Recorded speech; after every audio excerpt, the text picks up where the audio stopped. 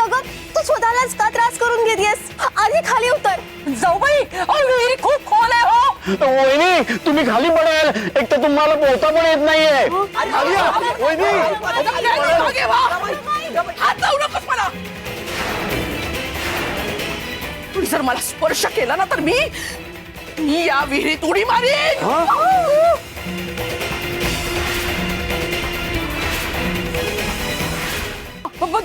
दिगू थांब, पुढे जाऊ नकोस. पुढे जाऊ नका, ते खरंच उडी मारतील.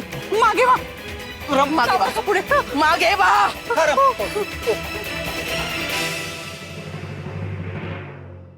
जोपर्यंत सखू मठात जात नाही, बाबाजींची क्षमा मागून त्यांना इथे घेऊन येत नाही,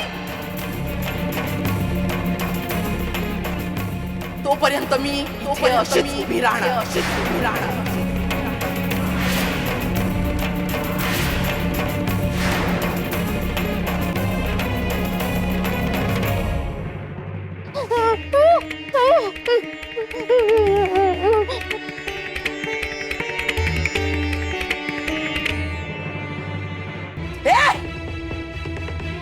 मुळमुळ करू नकोस. तुझ्या या अश्रूंनी विरघळत असेल तुझा तो दिगू. ही नाटकं बंद कर. जा तिकडे उभी राहा. सूर्यास्तापर्यंत जर बाबाजी इथे आले नाही तर मी या विहिरीत उडी मारून जीवते.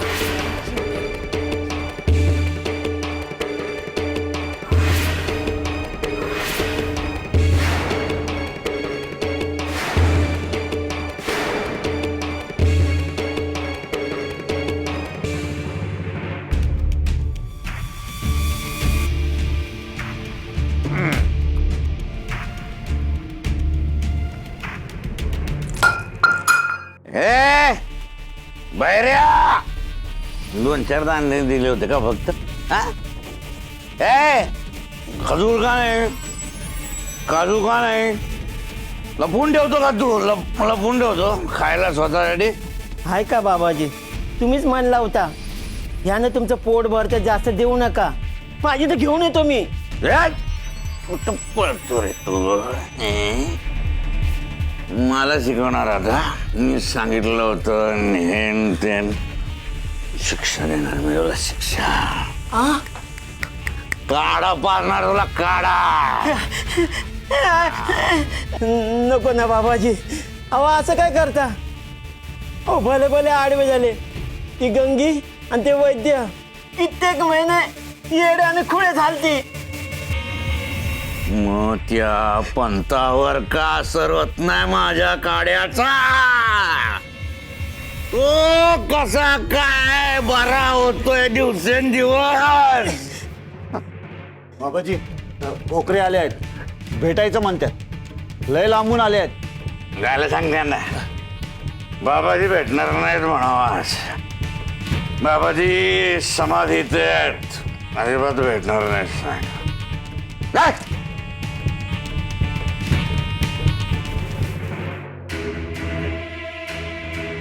अगं पण सखू, तू जाऊन बाबाजींना कसं कळणार की तू का आली असते?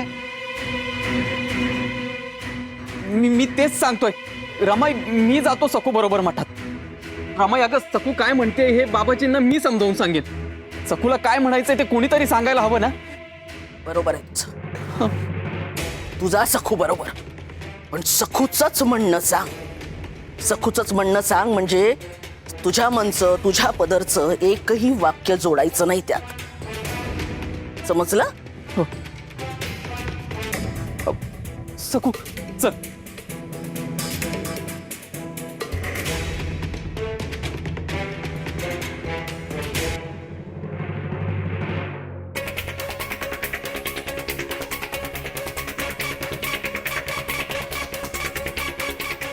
हो थांबा हो. अहो कुठं घुसताय? हे बघा, बाबाजींना भेटायचं असेल तर आज भेटणार नाही. अरे मला ओळखत नाहीत म्हणजे नवीन दिसतो तू या मठात म्हणतो मी. अरे दामू, तुमचे बाबाजी मला दामू शेठ म्हणतात रे. आनंद होईल त्यांना मला बघून. कोण दामू शेठ तुम्ही आलात? अहो तुम्हाला बघितलं तर वाहनानं मारत येतील. तुम्हाला बी मारतील आणि आम्हाला पण मारतील. अय्यो काय हो एवढे चिडलेत काय हो बाबाजी? मग सक्कूचा मोठेपणा बघून पायात शेपटी घालून कोण पळालं होतं? जा बाबा जा. त्या गटातला हातात घालतो तुझ्या. कोणाला बोलतो तू? कोण ऐकतंय? काय अक्कल बिक्कल आहे का नाही तुला? येरा गाभाळ्याचं काम येगळं, दामू शेठचं काम येगळं. आज सखूच्या माहेरीन सखूच्या सासरी तिला त्रास देऊ शकणारा एकमेव नग आहे ह्यो. आणि तू त्याला बोलतो हा? हा तर तू म्हणला तस पायात शेपूट घालून पळाला हे खरंच आहे. मी पळालो नाही हो, अजिबात नाही. ते जरा जमिनींची कामं घरातली आजारपण त्यामुळे अडकलो होतो गावात म्हणतो मी. काय हो बाबाजी ती सकू अजून तुम्हाला देते का हो त्रास म्हणतो मी? नाही मी जातो त्यांच्या घरी, कधी जाऊ शकतो मी मुनी म्हणून.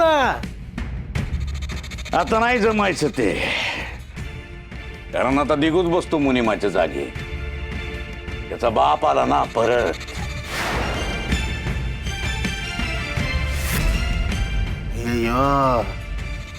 आता नवीन काढायला हवी हो वाट म्हणतो मी. सुचेल सुचेल. भैरू ते जरा पाणी आणतो का रे प्यायला म्हणतो मी. अरे पाणी कशाला? सरबत आण सरबत. शेट साठी चुंबाला घेऊन जा बरोबर. जा. सरबत आण.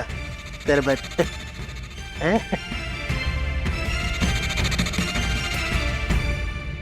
अयो बाबाजी ते तुमच्या बोलण्यावर सुचली बघा युक्ती म्हणतो मी. म्हणजे मी दोन्हीकडे असतो असं म्हटल्यावर सुचलं बघा. आपण सकूच्या मुळावर घालू शकतो घाव म्हणतो मी. ते माहेरी तुम्हाला मठ स्थापन करायचा होता ना हो, त्या सकूच्या विठुरायाच्या राऊळात म्हणतो मी. आठवते का हो? तुम्ही आला होता तर तेव्हा विचारलं होतं मला.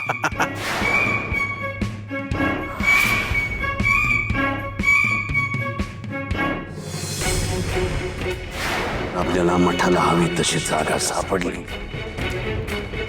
आता ही जागा मिळवायची.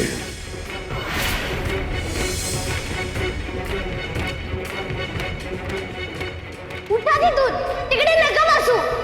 माझ्या विठुरायाची पवित्र जागा आहे ती. या मुख्या पोरीच्या तोंडून शब्द फुटू दे तरच आम्ही विठ्ठल जिप्री आता सांग त्यांना, म्हणावं की उठा आमच्या विठुरायाच्या आसनावरून.